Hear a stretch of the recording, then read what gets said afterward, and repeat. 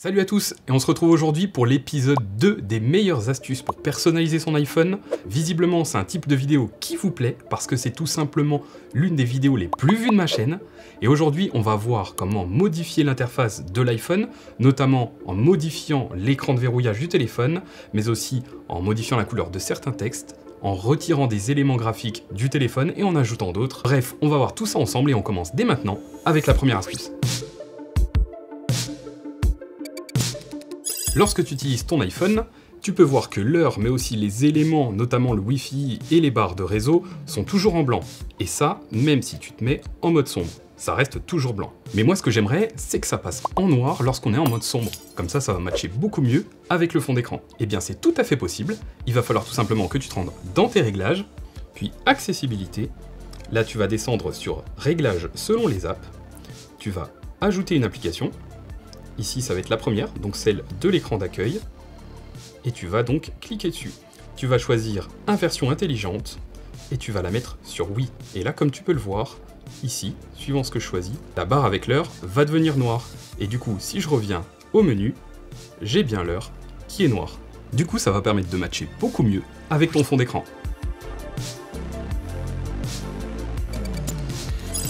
Comme tu as pu le voir juste ici, j'ai une icône qui est juste à côté de l'heure. Et c'est pas du tout une icône qui a à voir avec le mode de concentration. Ici, c'est vraiment une icône que j'ai pu choisir parmi toutes les emojis qui sont disponibles sur le clavier de l'iPhone.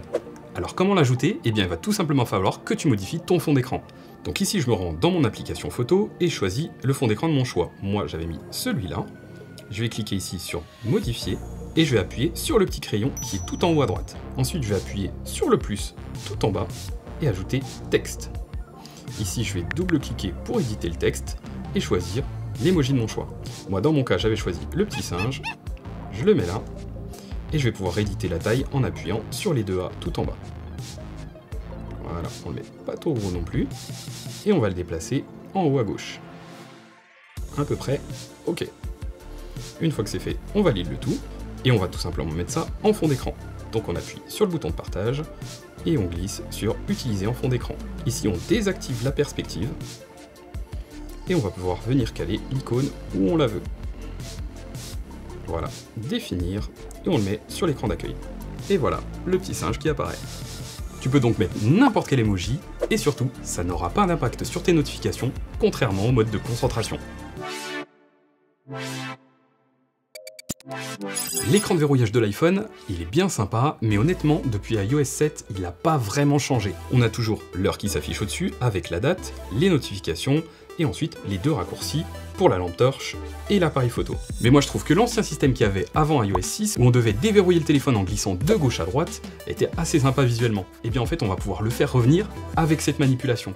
J'ai tout simplement mis un lien en description de la vidéo où vous allez pouvoir cliquer dessus, ça va automatiquement vous installer un raccourci qui va faire tout pour vous. Et quand vous allez cliquer dans le raccourci, vous allez avoir ça qui va apparaître. Vous faites donc ajouter ce raccourci, et vous allez vous retrouver avec le raccourci juste ici. On va donc pouvoir cliquez dessus. La première fois uniquement, ça va vous demander le modèle de votre iPhone. Donc moi, c'est un iPhone 13 Pro Max. Alors ça apparaît pas ici, mais vu que c'est la même définition d'écran que l'iPhone 12 Pro Max, je vais choisir ça. Ça me rappelle que je pourrais pas modifier mon choix, donc je fais OK.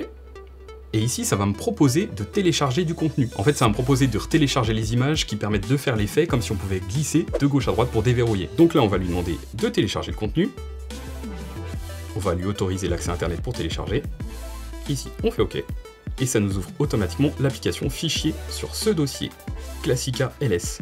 Là, on va venir cliquer sur ce dossier et ouvrir content.zip. Et en fait, on voit tout simplement là-dedans les éléments graphiques suivant le modèle du téléphone qu'on a. À ce moment-là, on peut donc retourner dans l'application raccourci et cliquer de nouveau sur le raccourci. Ça va me proposer de choisir mon fond d'écran. Moi, je vais choisir celui-là. Est-ce que je veux bien définir en fond d'écran? Donc, je vais lui demander de toujours autoriser. Et c'est terminé, à partir de là je peux reverrouiller mon téléphone pour le déverrouiller et découvrir mon nouveau fond de verrouillage. Et voilà, j'ai bien le fond d'écran à l'ancienne, comme si on pouvait glisser ici de gauche à droite. Bien évidemment, ça ne fonctionne pas, il faut toujours que je bascule vers le haut pour déverrouiller, mais les boutons, eux, restent complètement fonctionnels. Alors je sais pas ce que vous en pensez vous, mais moi je trouve ça plutôt sympa et surtout ça change. Sur l'écran de déverrouillage de ton iPhone, tu as dû le remarquer, tu as des fonds qui apparaissent aussi bien sur le dock, c'est-à-dire sur la partie qui est ici en bas, mais aussi dans les fonds des dossiers. Alors ça permet certainement d'y voir plus clair, mais parfois, certains voudraient peut-être les supprimer. Et bien encore une fois, c'est possible avec un fond qui est spécifique. Ce que j'ai fait, c'est que, comme tout à l'heure, je vous ai mis un lien directement en description de la vidéo où vous allez pouvoir cliquer et vous retrouver sur cette page. Juste ici, vous allez avoir accès à différents fonds. Ici, un complètement noir, ici par exemple un complètement blanc, un gris, etc. Vous allez voir qu'il y a pas mal de choses. Ici, je vous propose qu'on essaye avec un fond noir. On va cliquer donc sur All iPhone, je vais descendre pour avoir accès au fond. Je veux ici un fond complètement noir. Je vais donc cliquer dessus, rester appuyé dessus et l'ajouter à photo. À savoir que ce fond a l'air d'être complètement noir et tout à fait normal, mais en fait, il intègre des pixels qui sont spéciaux et qui vont venir effacer, ou du moins gommer, les fonds du dock et des dossiers. Regarde, je me rends donc dans mes photos, et là, j'ai un nouveau fond qui est apparu. Je vais donc le choisir et l'appliquer en fond d'écran, comme on l'a fait tout à l'heure. Je peux choisir ici de le définir uniquement sur l'écran d'accueil. Et voilà. Comme tu peux le voir, il n'y a plus aucun fond dans le dock, mais plus aucun fond non plus dans les dossiers d'application. Si je reste appuyé dessus, on a juste l'impression que les icônes flottent. Je trouve que le rendu est très sympa, donc n'hésite pas à me dire dans les commentaires ce que t'en penses. On a vu tout à l'heure comment modifier l'écran de verrouillage de l'iPhone pour le remettre un peu à l'ancienne comme c'était entre iOS 1 et iOS 6. Mais ce qu'on va voir maintenant nous permet d'ajouter un petit peu de fun dans l'écran de verrouillage actuel. Comme c'était le cas pour les astuces juste avant, de nouveau, il y a un lien en description pour avoir accès à la page que je vais te montrer juste là. En cliquant dessus, on arrive donc ici et on a le choix parmi plusieurs fonds d'écran ou du moins plusieurs couleurs. Moi, dans mon cas, pour l'exemple, je vais choisir celui-ci en bleu. On voit ici qu'il y en a un qui est dédié au lock screen et l'autre au home screen, c'est-à-dire l'écran de verrouillage et l'écran d'accueil. Je vais commencer par l'écran de verrouillage, je clique, je reste appuyé dessus pour l'enregistrer dans les photos, et je vais tout simplement faire pareil pour l'autre. Une fois que c'est fait, je peux retourner dans l'application photo, et ici j'ai donc les deux fonds qui sont apparus. Je vais prendre le premier et l'appliquer en fond d'écran.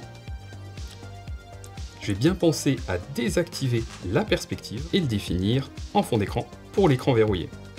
Je vais répéter la même chose avec le deuxième fond, mais cette fois-ci, je vais l'utiliser en fond d'écran de l'écran d'accueil. Et voilà maintenant ce qui va se passer quand je déverrouille mon téléphone. Ici, on voit que le cadenas est modifié par un logo Apple. Et lorsque je viens me mettre devant, le cadenas se déverrouille. Et le deuxième fond d'écran, quant à lui, permet d'avoir des bordures tout autour de l'écran. Alors je sais pas si c'est vraiment visible à la caméra, mais en tout cas à l'œil nu, on a vraiment la sensation que l'écran vient s'écraser à l'intérieur du téléphone.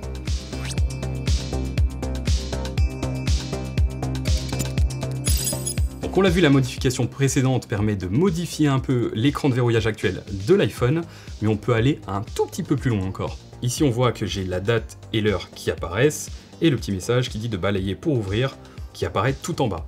Eh bien on va essayer de modifier un peu ça pour le rendre esthétiquement un petit peu différent.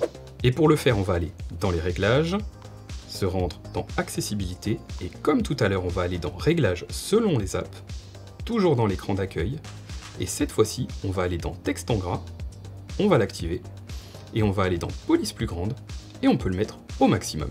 Et maintenant, si je verrouille mon téléphone et que je déverrouille, voilà ce qui se passe. Le texte est beaucoup plus gros, et celui-ci aussi. Alors bien sûr, on peut réajuster comme on le veut pour que ce soit un petit peu différent visuellement. Voilà, n'hésite pas à me dire dans les commentaires laquelle de ces personnalisations tu préfères et que potentiellement tu vas utiliser. Si la vidéo t'a plu, comme d'habitude, n'hésite pas à laisser un like, à t'abonner en activant toutes les notifications, et je te dis à très vite pour une prochaine vidéo.